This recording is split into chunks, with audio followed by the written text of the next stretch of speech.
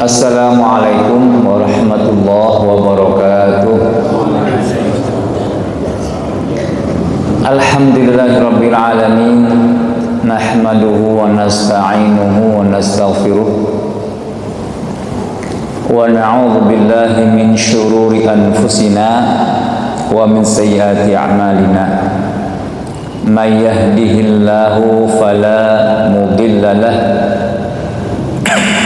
wa may yudlil fala hadiya lahu. Asyhadu an la ilaha illallah wahdahu la syarika lahu wa asyhadu anna Muhammadan abduhu wa rasuluhu la nabiyya ba'da amma ba'du. Faqad qala ta'ala fi kitabil karim a'udzu billahi minasyaitonir rajim. Ya ayyuhalladzina amanu taqullaha haqqa tuqatih wa la tamutunna illa wa antum muslimun.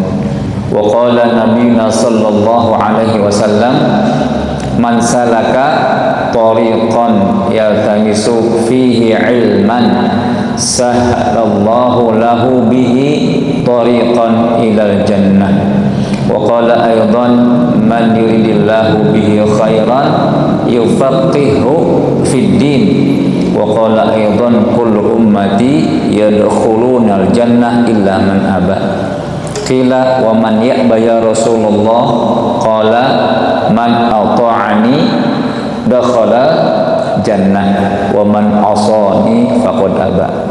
Shadaqallah wa shadaqar rasul.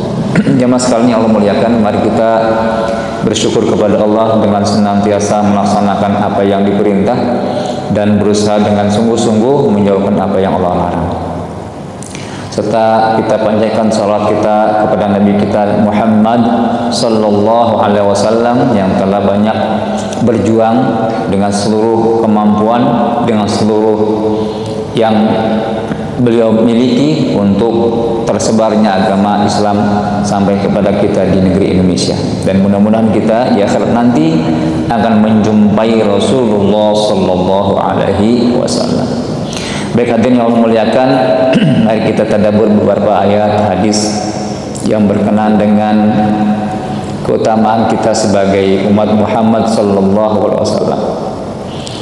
Yang pertama, pasti kita dimiliki atau mempunyai satu kitab, yaitu kitab Al-Quran, ditambah dengan penjelasan dari Nabi, yaitu Al-Hadis, sunnah Nabi kita Muhammad sallallahu alaihi wasallam. Al-Quran kita kenal memiliki 114 surah, 30 juz dan 6.232 ayat. Ada yang mengatakan lempengin aja, 6666 ayat. 1 juta sekian atau 2 juta kurang huruf. Kitab ini mempunyai keunggulan, diantaranya bagi yang membaca diberi pahala bukan per kalimat, bukan per ayat, tapi per huruf. Bahkan hebatnya lagi, per huruf tidak diganjar dengan 1 kali, per huruf diganjar 10 kali kebaikan. Tidak ada Pak kitab-kitab sebelum kitab ini, baik kitab kepada umat-umat terdahulu, yang ketika dibacanya itu disebut dengan atau diberi pahala per huruf dengan 10 kebaikan, kecuali kitab Al-Quran. Nah, ini keunggulan kita. Salah satunya kalau kita dianggap, dan kita dianggap umat yang terbaik dan diuntungkan dengan umat yang diutus terakhir adalah bisa mengambil contoh yang Allah gambarkan di Al-Quran, berbagai macam contoh umat-umat terdahulu. Jadi kalau umat mula-mula, umat pertama, dia tidak bisa mengambil contoh. Kenapa? Ya, dia umat pertama. Berikutnya contohnya sedikit, tapi kita luar biasa. Umat terakhir diberi beberapa macam contoh umat-umat terdahulu. Jadi silakan cari yang mana, yang baik ini, yang buruk ini, luar biasa. Jadi orang kalau berbuat nggak ada contoh kan susah, Pak. Tapi kalau kita mau berbuat ada contohnya, tinggal pilih yang mana. Itu keuntungan kita, keutamaan umat kita, keutamaan kita. Tinggal mengambil contoh yang Allah berikan dalam Al-Quran. Makanya di Al-Quran itu sekian 114 surah. Di antara surat-surat itu ada yang dinamai dengan nama para nabi kita. 6 surat. Surat 10, 11, 12, 14, 47 dan 71. Karena ada surat nama-nama dengan nama-nama orang, Luqman, surat Maryam, itu bukan nabi.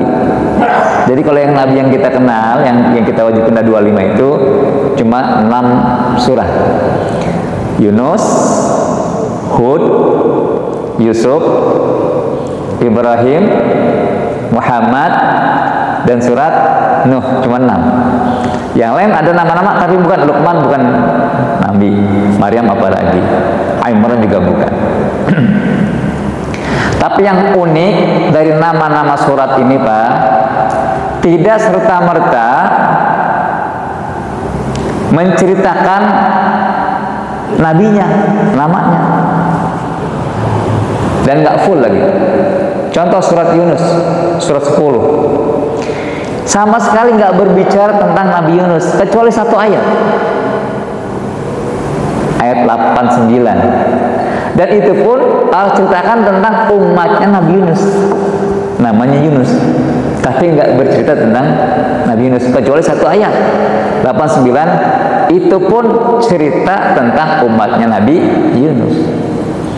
Kalau yang lain ada yang dikit-dikit minggir. Nah, yang paling sempurna adalah surat Yusuf. Nah, ini kan sahabat, ya Rasulullah, ceritakan kepada kami dong. Kita di Al-Quran cuma diberi perintah, larangan, perintah, larangan. Mau sedikit-sedikit cerita seperti orang-orang tuh Yahudi kan banyak cerita dia. Makanya dikenal dengan cerita Israiliyat.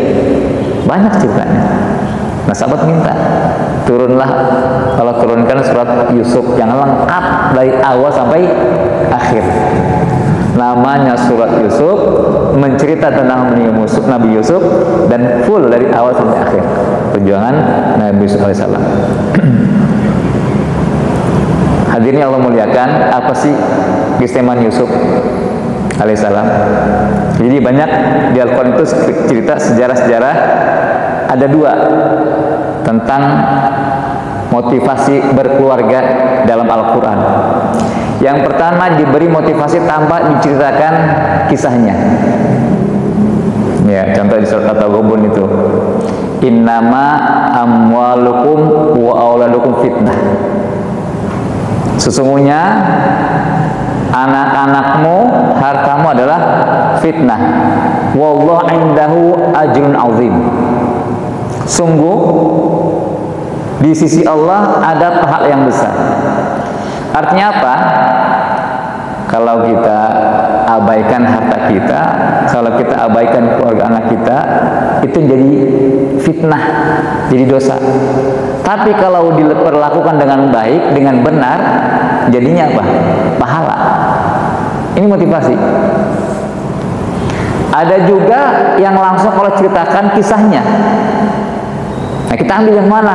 Mau seperti Yusuf, seperti keluarga Yakub, seperti keluarga Ibrahim, dan lain sebagainya. Salah satu keanehan keajaiban surat Yusuf adalah, hadirin, kalau kita mau anak kita soleh, kan kita beri pelajaran dengan baik, dengan benar. Tentunya kita pantau, walaupun sudah kita serahkan ke pondok pesantren atau sekolah, tetap kita pantau. Ternyata ada yang lebih, cara yang lebih Allah hargai agar anak kita menjadi baik, soleh, itu dengan kesolehan orang tuanya. Saya mau tanya, pernahkah Yusuf dibimbing oleh bapaknya? Enggak. Waktu kecil itu nggak cukup waktu. Kenapa hadirin? Karena Yusuf kan dibuang sama saudaranya.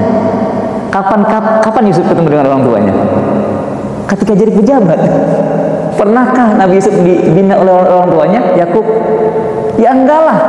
Lo nggak bersama kok. Cuma bersama, ya cuma 10 atau 9 tahun ketika mimpi itu. Setelah mimpi, Yusuf diapakan sama saudaranya? Dibuang. Dapatkah Yusuf pelajaran dari bapaknya? Tidak. Orang berpisah kok sekian tahun. Ketemu pas jadi penguasa di Mesir, jadi wazir, jadi menteri ekonomi sekarang. Kalau ibarat sekarang jadi menteri ekonomi, nggak dibina oleh bapaknya. Tapi kenapa jadi anak soleh? Karena kesalahan orang tuanya berdoa kepada Allah agar anaknya menjadi soleh. Itu luar biasa. Jadi kita membina anak kita biar soleh, itu lebih akan mengena kepada anak jadi soleh. Kita dulu soleh. Jangan-jangan kita tiru Nabi Yakub. Nabi Yakub saja nggak pernah memberi pelajaran kepada anaknya. Ya Nabi Yakub karena dipisahkan oleh Allah dengan anaknya Yusuf, nggak bertemu, tapi jadi soleh. Siapa yang ngajarin Yusuf? Ya kalau kita sekarang memang dia Nabi kan, tapi kan itu adalah cara Allah Subhanahu Wa Taala memberikan pelajaran kepada kita bagaimana Yusuf bisa soleh tanpa dibimbing oleh bapaknya. Ternyata bapaknya dekat sama Allah, doanya dikabul Allah, anaknya jadi soleh. Ya, walaupun dia memang sudah ditarikan menjadi nabi, salah satu nabi Allah Subhanahu Wa Taala. Hadirin yang Allah muliakan. Kita juga punya sejarah. Itu kan sejarah Yusuf, sejarah segala macam. Kita mengalami 4 fase dalam kehidupan. Fase pertama, sejarah kita nih, semua individu merasakan, itu fase dalam alam ruh. Fase kedua, alam rahim. Fase ketiga, alam dunia. Dan fase keempat, akhirat. Nah, setiap fase itu punya tingkatan-tingkatan atau punya fasenya lagi. Ya, contoh fase roh kita nggak tahu. Ya, karena tidak ada seorang pun yang engeh, kalau bahasa Anda punya engeh. Dulu kita pernah di alam ruh. Padahal ketika kita di alam ruh itu pernah diambil persaksian kita, diambil perjanjian kita oleh Allah Subhanahu Wa Taala. Al-Araf 172.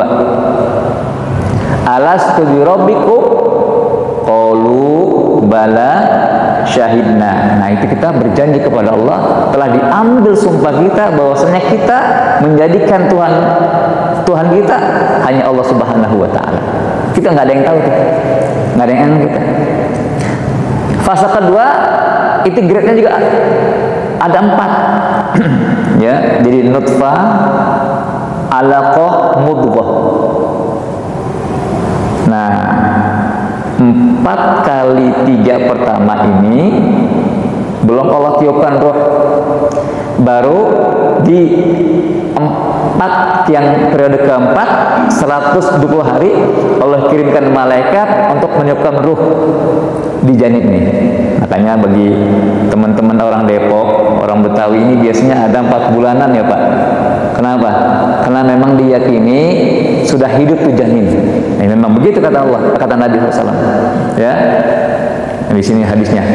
Yang 4 bulan pertama berupa percampuran nutfah dengan ovum 40 hari.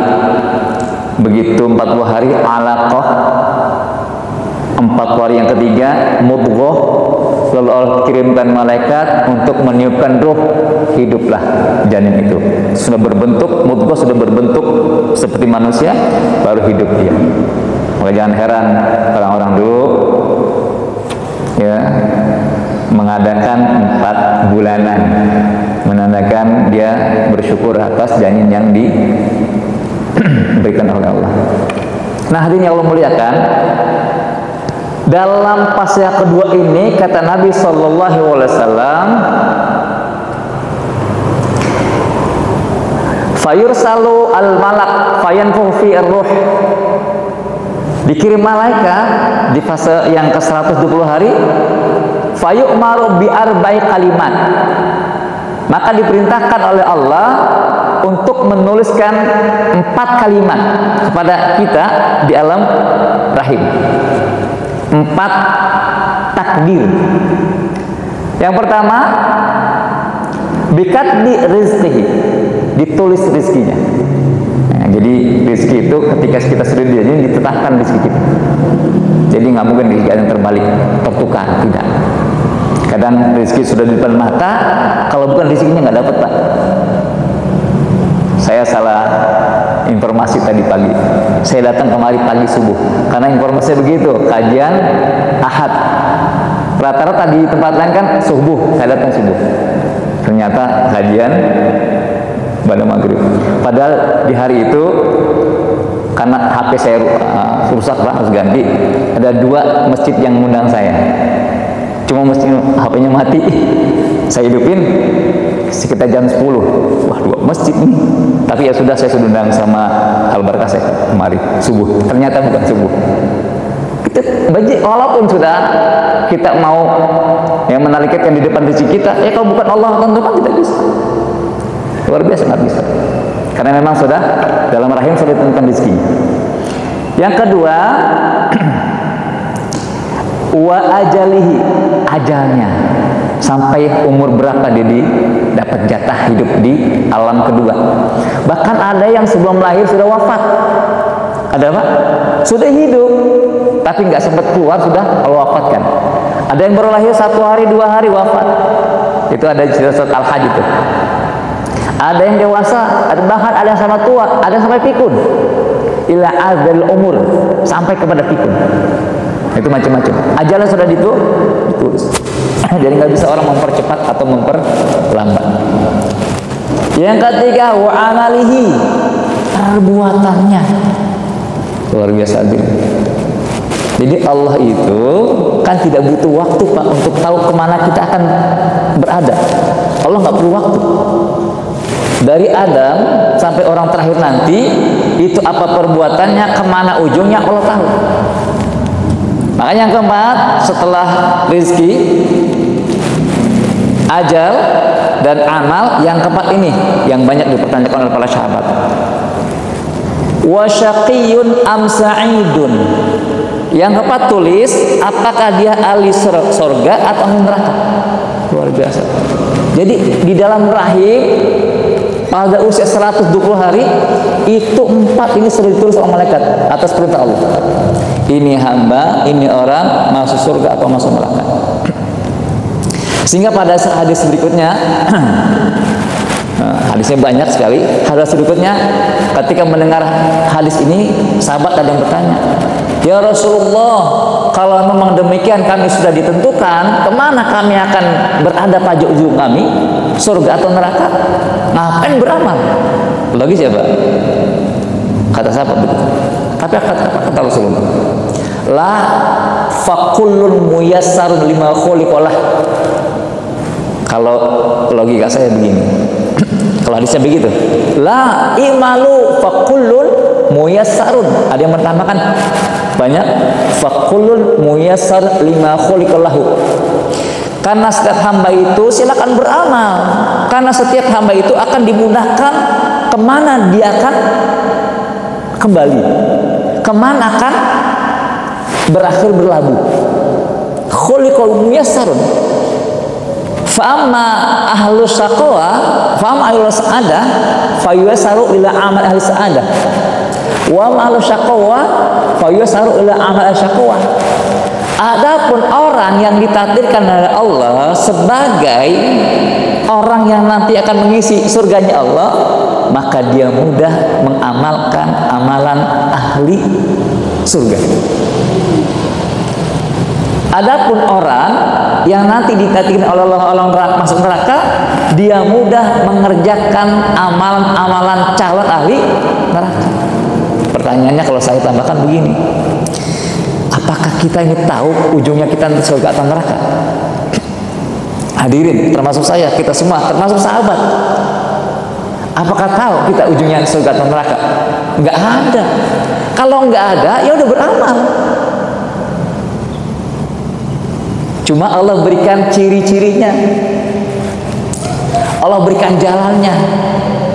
Jalan surga ini. Nah, orang yang calon, karena kata Allah, aku ciptakan surga dan aku ciptakan penghuninya. Aku ciptakan neraka dan aku ciptakan penghuninya. Gampang nandain orang yang masuk surga, cirinya kata Nabi, dia mudah mengamalkan amalan-amalan ahli surga. Dari mana taunya? Itu kitab. Syahadat, diajak ngaji gampang banget. Sholat berjamaah gampang banget. Sedekah gampang. Berbuat baik gampang. Mengucapkan salam gampang. Nah, hadirin, salam ini adalah salah satu kalimat calon ahli surga. Ya. Makanya kalau kita punya syariat, itu syariat kita rata-rata syariat amalan-amalan calon penghuni surga. Salah satunya kalimat salam. Karena ketika nanti kita diangkat nyawanya, ya, dicabut nyawanya, malaikat yang datang itu rombongan. Yang mewakili mencabut nyawa kita namanya malakul maut. Apa kata mereka? Dalam surat An-Nahl ayat 20-an itu, 30-an. Yaquluna salamun alaikum. Jadi ketika malaikat datang pada orang soleh, ketika ini mencabut nyawanya, mereka berkata, katanya, salamun alaikum tibtum fadkhulu khalidin bima kuntum ta'malun. Jadi malaikat ketika datang kepada kita, ingin menyawat nyawa kita, mereka mengucapkan salam.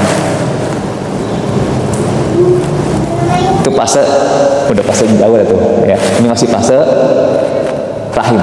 Sudah ditulis kita, sakiyun am syaidun. Cuma kita nggak bisa mengandalkan takdir. Rasul aja nggak begitu. Ya, tidak lantas kita karena sudah ditulis kita di surga atau neraka, lalu tidak beramal, ya salah. Calon orang ahli neraka adalah mudah banget mengamalkan amalan-amalan ahli neraka. Berat banget sholat, tapi kalau diajak judi, diajak mabok, diajak mencuri, gampang. Itu hadirin, kita bersyukur sama tinggal di kota Depok. Pak, pusat kota Depok di mana? Margonda. Bapak dapetin selama ini ada nggak diskotik di Depok? Klub malam di Depok? Biliar malam di Depok? Kenapa nggak ada? Karena nggak dapat tanda tangan dari wali kotanya. Jakarta mah ada Alexis, tapi alhamdulillah sudah ditutup. Siapa nutup? Gubernurnya. Dulu Anies, sekarang nggak jadi lagi dia. Jadi kita bersyukur di Depok ini, selama saya hidup dari kecil itu nggak ada diskotik, nggak ada klub malam. Kenapa nggak ada? Tergantung pemerintahnya memberikan izin atau tidak. Yang Batang sudah banyak Pak, cuma nggak diberi izin untuk adanya diskotik seperti di kota Depok, klub malam segala macam. Alhamdulillah kita bersyukur. Nah itu kan, selain orang mudah diajak untuk melakukan keburukan, tapi biasanya keburukan itu juga dilakukan karena dua hal. Yang pertama ada niat, yang kedua ada kesempatan. Betul nggak Pak? Niat sudah ada, tapi nggak ada kesempatan, susah juga dia. Mau mencuri CCTV, ya, mau ke diskotik nggak ada tempat, nggak ada teman. Sekarang Pak, saya setiap keluar subuh itu di Cagar Alam pasti ada bukan konvoy, mata elang atau apa ya dalam bahasanya brimob itu, dengan motor gede-gede. Hampir kalau saya sholat berangkat subuh jam 4 kurang setengah 4 itu ada motor-motor polisi itu. Pernah suatu saat itu bulan yang lalu akhir bulan itu kejar-kejaran dengan anak-anak, bukan kejar-kejar, dikejar sampai ketemu di depan sandra, dikejar, mereka kejar lari karena mereka tawuran. Kemarin belum lama itu Sabtunya saya keluar nggak jauh dari rumah saya di Cagar Alam, itu polisi berderet dengan memakai motor-motor yang besar itu, untuk mencegah terjadi tawuran. Ada kesempatan dia saling WA kan, tapi nggak ada niat untuk tawuran, tapi nggak ada kesempatan. Kenapa? Dihalangi oleh pejabat, dihalangi oleh polisi, dipantau oleh orang tua. Jadi nggak ada kesempatan. Sudah nggak ada kesempatan. Bisa jadi nggak ada niat, tapi ada kesempatan. Apa contohnya? Makanya ada salah satu harta yang ketika hilang tidak diputus tangan yang mencurinya karena naruhnya sembarangan. Naruh motor di depan, ya. Ini parkir nih, kita taruh. Ada seseorang yang taruh di depan bukan di tempat parkir. Udah gitu nggak dikunci lagi. Nah ketika hilang itu tidak, yang mencuri tidak dipotong tangan. Kenapa? Karena salah satu syarat orang yang mencuri potong tangannya, hartanya ini mahfudhoh, ditaruh di tempat yang benar. Kalau kita misalkan ke mall kemana gitu, ada taruh di tempat parkir liar, hilang itu dalam hukum Islam nggak dikenakan potong tangan bagi yang mencurinya. Kenapa? Karena hartanya ditaruh di sembarang tempat.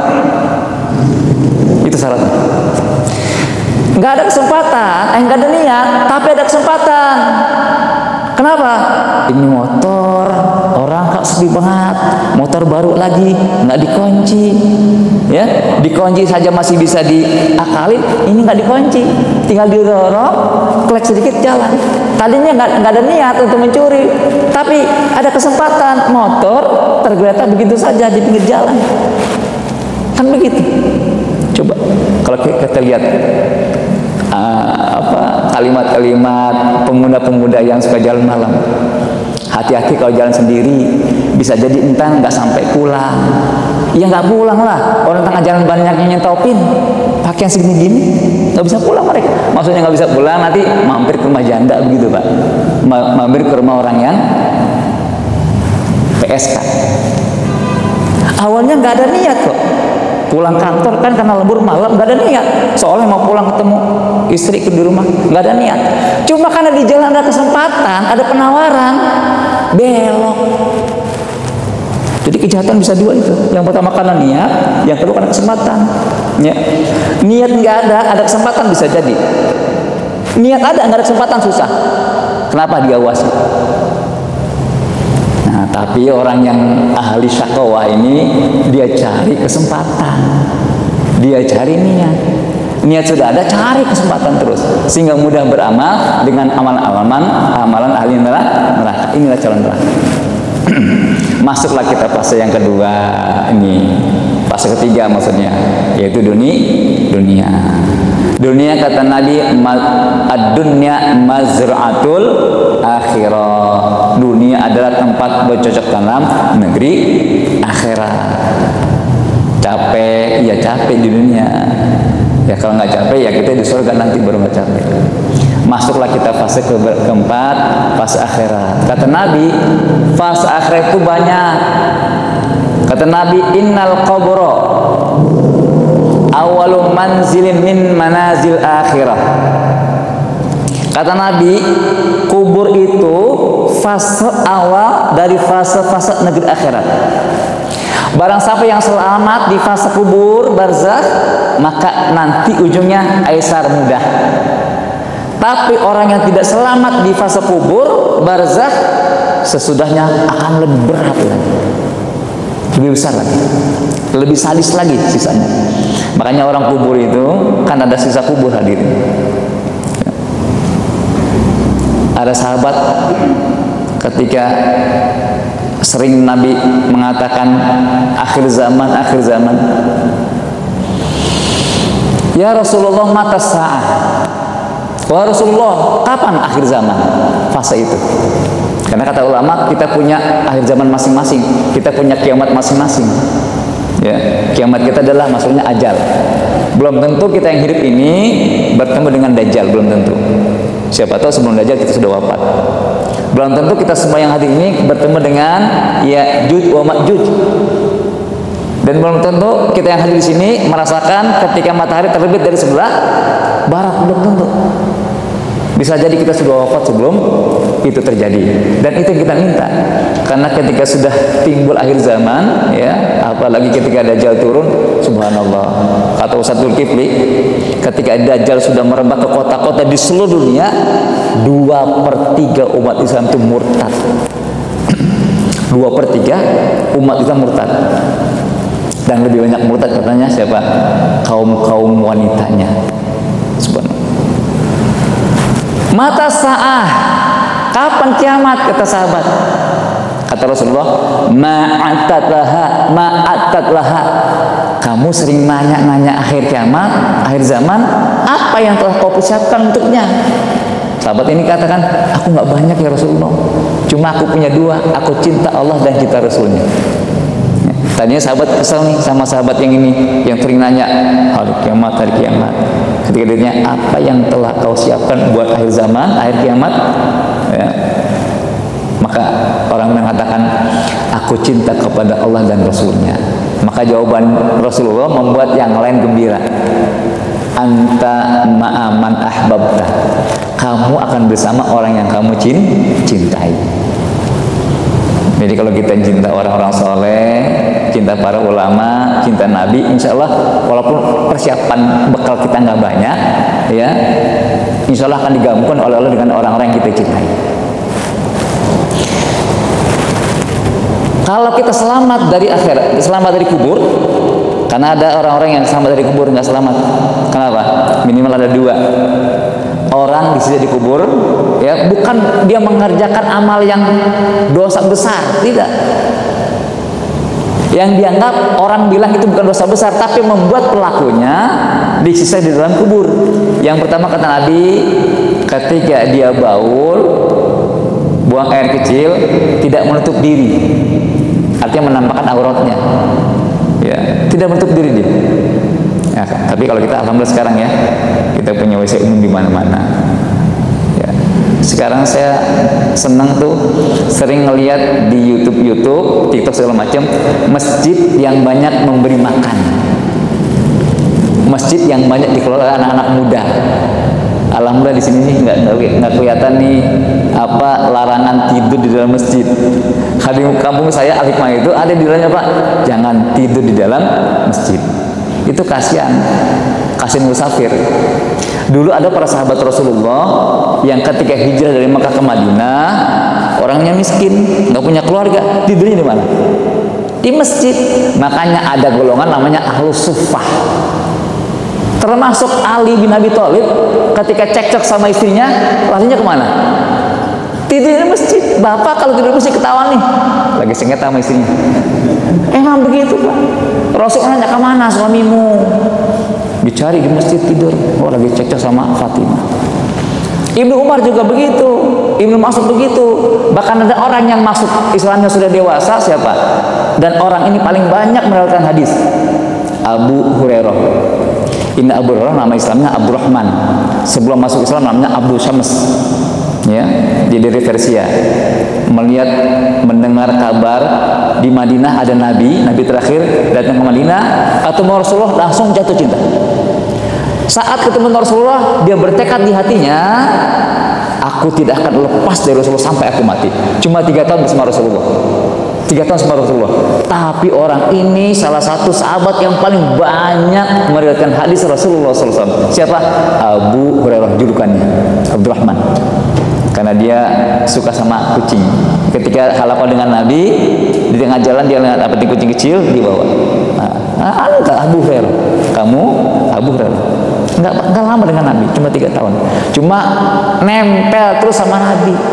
Tidurnya di masjid, Nabi kamarnya di depan masjid. Jadi kalau sekarang ada yang jangan tidur di masjid, kasihan musafir. Ya, tidur nggak dapat tidur di masjid, buka masjid. Tuh yang pertama. Termasuk orang ketika mampir ke masjid kan, tujuan utamanya apa musafir? Saya yakin tujuan utamanya bukan sholat, tapi tujuan utamanya adalah WC. Orang ke WC itu lebih ikhlas daripada ke masjid, Pak. Bapak pernah musafir, Pak? Kalau kita musafir, asar sama zuhur tanggung, udah tanggung, ntar aja di sana kita jamak. Tapi Bapak kencing kebelet di jamak, ntar kasar, bisa nggak? Tanggung aja yang kencing sekarang, ntar aja di jamak. Sakit ini, nggak bisa. Tapi sholat bisa di jamak. Jam 1 sholat zuhur, antar aja di sana, kita jam 4 aja, jamak mundur aja. Tapi kalau sakit, mau kencing, mau di jamak, bisa ditonjok sopirnya itu. Ini sakit nih, enak aja lu bisa di jamak. Kalau sholat bisa di jamak, tapi ke WC nggak bisa di jamak. Dan orang lebih ikhlas di WC daripada ke masjid, betul nggak, Pak? Lebih ikhlas di WC daripada ke masjid. Kenapa? Kalau ke WC dibuang pelong dan nggak mau dilihat orang, malu. Antum kalau ke belakang WC ditungguin orang, kan gak enak, Pak. Ini orang nungguin ngantri, gak enak ya. Dan dilihat orang juga malu, maunya sepi enak. Nah, beramal kan bagusnya begitu, tanpa dilihat orang. Nah, buang air itu ibadah yang paling ikhlas. Ketika dibuang, pelong enak. Pernah ngenang nggak? Ya Allah, sayang banget aku buang. Nggak pernah. Pelong gitu. Jadi masjid itu dengan WC-nya itu sama-sama ibadah. Antum bangun masjid, bangun WC sama-sama ibadah. Lah Ustaz, emang WC ibadah? Ke masjid ibadah, ke WC ibadah. Apa anak WC ibadahnya? Masuk dengan kaki kiri, baca doa, betul? Dengan sunah-sunahnya. Keluar baca doa, kaki kanan. Dapat pahala nggak? Man ahya sunnati faqad ahabani wa man ahabani kana ma fil jannah. Ayatnya di Al-Quran, qul in kuntum tuhibbunallaha fattabi'uni. Kalau kita ikut Rasulullah, ikut Rasulullah, yuhibbukumullah. Ketika kita ikut apa yang dikatakan Rasulullah, Allah akan cinta kepada kita. Wa yaghfir lakum dzunubakum. Kuese ikuti tata Rasulullah juga dapat pahala. Orang kebanyakan ke WC apa kebanyakan ke masjid? Jangan ke WC lah. Ke WC 24 jam, ke masjid cuma 5 waktu. Itu pun yang rajin. Betul. Ke WC kapan aja, tengah malam ke WC. Belum tentu sholat. Subuh ke WC. Jam 7, jam 8 ke WC. Jam 11 ke WC. Terus ke WC, ke masjid 5 kali. Itu pun yang rajin, yang enggak pernah ke masjid. Jadi bangun WC dengan masuk masjid, kalau diniatkan karena Allah, apalagi WC umum tanpa bayar, wah luar biasa. Karena orang yang kencing sembarangan gak ada WC menjadi penyebab dirinya disiksa di dalam kubur. Kita buat WC agar orang gak kencing sembarangan, nah menyelamatkan dia dari azab kubur. Bahkan orang Sunda itu, Pak, banyak yang kaya gara-gara WC. Banyak, Pak. Rata-rata yang punya WC di terminal, di rest area, itu orang Sunda, orang Tasik, betul Pak? Dengan aset yang tiap hari masuk puluhan juta itu. Puluhan juta tiap hari. Sekarang nggak 2.000 lagi, Pak. Buang air 3.000. Ya, 3.000, Pak. Bonus lagi. Kalau buang gitu tambah 5.000. Kaya itu, buka WC umum di tempat-tempat yang strategis. Itu biasanya orang Sunda itu yang punya. Jadi kalau kita niatkan karena Allah, ya, itu menyelamatkan orang dari azab kubur karena kencing sembarangan. Yang kedua, kubur itu punya azab. Apa? Yamshi bin namimah. Orang suka mengadu domba. Syatama atau namimah, yang suka mengadu domba. Nah, ini azab kubur. Kalau sudah diazab di kubur, maka kata Nabi, entar ke sana itu lebih berat. Di kubur saja sudah diazab, di dapatnya lebih berat. Makanya orang yang kurang bekalnya itu nggak mau, jangan kau kiamatkan, tunda. Berbeda dengan orang yang soleh. Maka banyak gambarannya orang soleh kan. Ada yang menggambarkan seperti tidurnya pengantin baru, nggak terasa semalam itu tahu-tahu bangun. Itu ada di surat Yasin kan, tahu-tahu bangun. Ada juga hadis At-Tirmidzi, ini orang soleh ketika tempatnya enak dia minta sama malaikat, Saya mau kembali kepada keluarga saya. Nah, makanya ada kepercayaan dulu kita. Kepercayaan nih masih berada di masyarakat. Katanya mau Ramadan arwah turun gitu ya. Kepercayaan ada nih. Saudara saya yang tahu yang masih begitu tuh. Mempersiapkan segala sesuatunya. Kenapa? Ini arwah orang tua kita datang nih kalau Ramadan. Memang hadisnya ada, Pak. Cuma saya baca hadis yatim itu ditahan sama malaikat. La nam naumatal ars. Nggak bisa kamu turun, nggak bisa kamu kembali ke dunia. Tidur seperti pengantin baru. Jadi kalau saya berkeyakinan nggak turun, tapi dia tidur. Ditidurkan Allah Subhanahu Wa Taala, nanti dibangunkan ketika trompet malaikat Israfil bangkit kembali. Nah itu dalam kubur. Setelah kubur, nanti banyak fase-fasenya hadirin.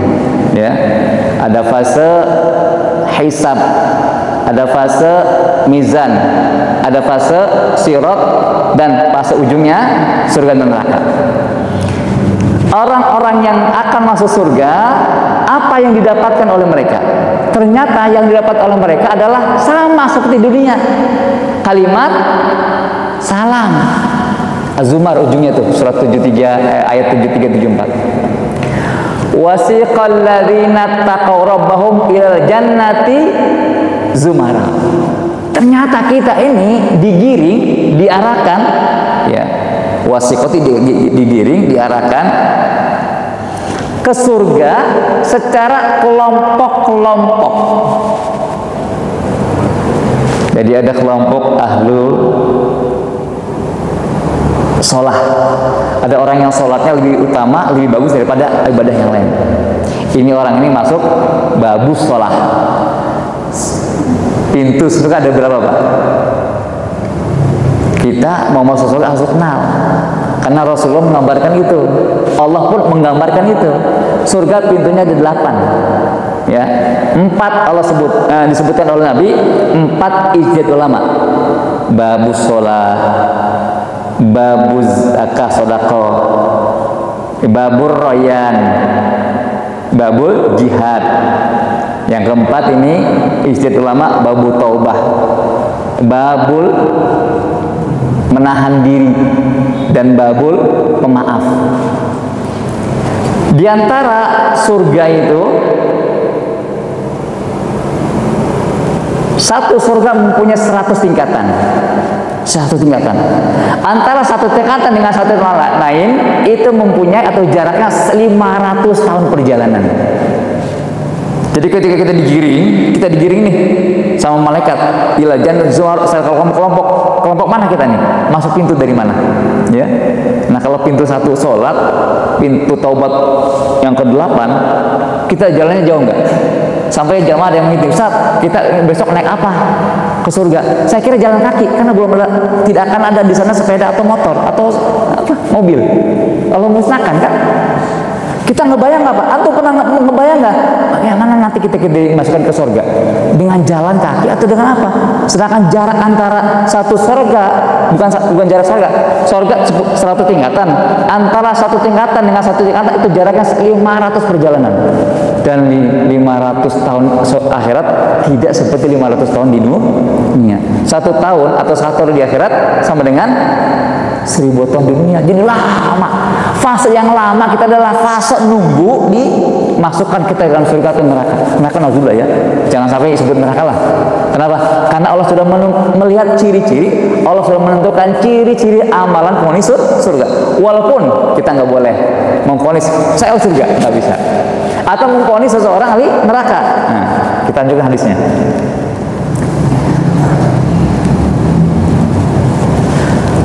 Fawallahi alladzi la ilaha illa ghairuh ahadukum. Demi Allah, bahasanya inna ahadakum la ya'malu bi amal ahli jannah hatta ma yakunu bainahu wa baina illa dhira fayasbiqu alaihi alkitab fayamalu bi amal ahli nar fayadkhuluha. Demi Allah, ada seorang hamba yang kayaknya soleh banget, selalu beramal dengan amal ahli surga, tapi ujungnya sebelum dia wafat beramal dengan amalan neraka, masuk neraka. Nauzubillah. Ada nggak orang kita, Pak? Ada contohnya. Makanya kita jangan seperti Bal'am bin Bawrah. Jangan seperti Barseso. Barseso itu doanya makbul. Ba'lam biar orang makbul. Barseso itu kiai ulama, diceritakan dalam kitab Al-Hikam. Kiai digoda sama syaitan, Kak. Syaitan ini menjelma menjadi santri. Kiai misalnya kan jauh ya, tapi luar biasa santrinya ini karena jelmaan setan itu punya ilmu mengalahkan ilmu kiai, bahkan soalnya di atas daun pisang, ilmunya luar biasa. Kata kiainya begini, ente dapat ilmu dari mana? Hebat banget.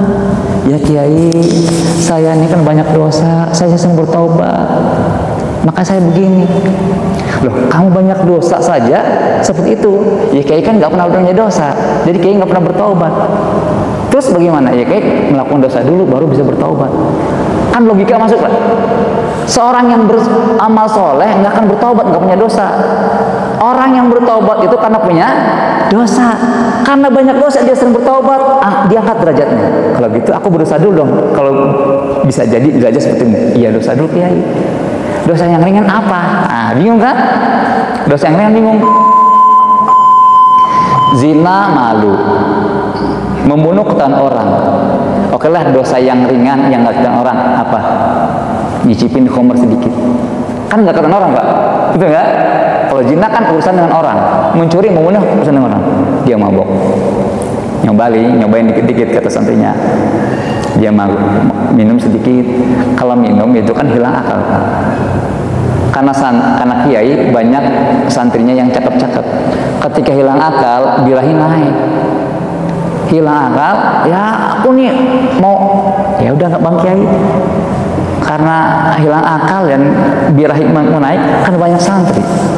Santri kan orang-orang jauh, ambil aja satu, ya suruh mijit, suruh apa gitu. Ya suruh ke kamarnya, nyapu digoda. Akhirnya santri ini hamil. Malu nggak kiai? Malu. Bagaimana aku malu nih? Gampang kiai, kenapa? Ini orang jauh, bapaknya juga jauh. Terus biar kiai namanya bagus, udah bunuh aja. Akhirnya dibunuh, dipendam di belakang pesantren. Sudah nggak ada yang ketahuan. Beres kan? Sepertinya beres kan? Jadi dosanya cuma dikit, tapi merembet kepada menzinahi santrinya. Bukan hanya dulu, sekarang sudah ada kan oknum-oknum gitu ya di Bandung itu pernah terjadi. Akhirnya santrinya dibunuh, selesai urusan. Ini setan nggak diem, namanya setan. Dia datang ke orang tuanya, ke orang santri, ke orang tuanya. Pak, Bapak tahu anak Bapak ini pesantren. Kenapa? Anak Bapak di pesantren dibunuh sama kiainya, Pak. Astagfirullahaladzim. Disamperin, ditanya-tanya nggak ngaku. Akhirnya integrasi ketahuan bagaimana? Ditangkap kiai. Betul. Nongol lagi nih santri, kiainya di sidang. Gara-gara kamu ini aku. Sekarang aku berbuat apa? Aku sudah malu. Gampang kiai. Kenapa? Aku yang akan membereskan semua dosa kiai akan aman, tenang. Kiai akan selamat dari tuntutan keluarga ini. Bagaimana caranya? Serahkan saja kepada saya. Padahal ini setan kan? Serahkan semua kepada saya, kiai. Nah, artinya kiai ini mau dihilangkan keyakinannya kepada Allah. Ketika dia dapat musibah, ketika dapat kegoncangan, lupa sama Allah, kata setan ini yang menjumpai santrinya, serahkan semua kepada saya, kiai. Saya akan membantu kiai. Ya, semua saya serahkan kepadamu. Mati ajalnya.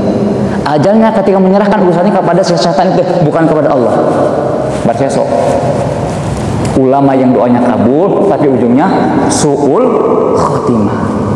Ini soleh, ujungnya sebuah mati, su'ul khotimah, nauzubillah.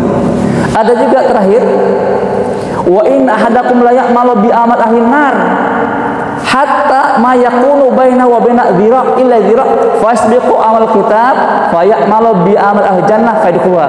Ada juga orang yang brutal, orang yang jelek, pokoknya dia ahli neraka aja dah. Sebelum ajalnya diberi hidayah, taubat, hadirin. Ada nggak orang kayak gini? Banyak ceritanya. Ada orang yang bunuh 99 orang tuh, akhirnya lengkap jadi 100 orang, nggak pernah beramal, karena bertobat masuk surga. Bahkan ada sahabat itu kata Nabi, ini orang modalnya dikit, untungnya gede. Kenapa? Ketika peperangan terjadi, dia belum Islam. Ya Muhammad, aku mau perang. Aku nih negaraku, Madinah. Orang Quraisy, orang kafir Makkah mau nyerang. Aku mau mempertahankan negaraku. Kamu udah Islam belum? Belum. Islam dulu deh. Syahadat dulu. Baik, syahadat dulu. Syahadat jauh, lari kemudian perang, mati. Hadirin. Ini orang kata Nabi enak banget, modal kecil, sholat kagak, puasa kagak, sedekah kagak, perang mati masuk Islam. Mati syahid. Luar biasa. Jadi semuanya ada contoh-contoh orang kayak begini. Lalu sahabat begitu, ya Rasul bagaimana kita ini takut? Nah, ada satu doa diajarkan oleh Rasulullah, doanya bisa kita baca. Bukan hanya di ujung sholat kita, di ujung tahajud kita, atau di ujung sujud kita, tapi kapan saja boleh. Ya muqallibal qulub, tsabbit qalbi ala dini, atau ya musarrifal qulub, sharif qalbi ala taati. Ya muqallibal qulub, wahai yang zat yang membolak-balikkan hati, sabit qalbi ala dinik, tetapkan hatiku atas agamamu. Nih, sering-seringlah baca doa ini, terutama di sujud-sujud kita. Ya muqallibal qulub, sabit qalbi ala dinik, wahai yang zat yang membolak-balikkan hati, tetapkanlah hatiku dalam Islam. Mudah-mudahan fase kita ini, fase kita yang ketiga akan masuk nanti fase terakhir, fase keempat, kita diwafatkan Allah dalam keadaan husnul khatimah. Amin ya rabbal alamin. Ini saja yang dapat kita tadaburi, yang dapat kita pelajari, mudah-mudahan bermanfaat bagi pribadi maupun semua jamaah. Dan kita minta kepada Allah agar Allah Subhanahu wa taala menjadikan kita orang-orang yang matinya husnul khatimah, dan Allah takdirin kita orang-orang yang masuk surganya Allah Subhanahu wa taala. Wallahu a'lam bishawab. Subhanakallahumma wa bihamdika asyhadu an la ilaha illa anta astaghfiruka wa atubu ilaik. Assalamualaikum warahmatullahi wabarakatuh.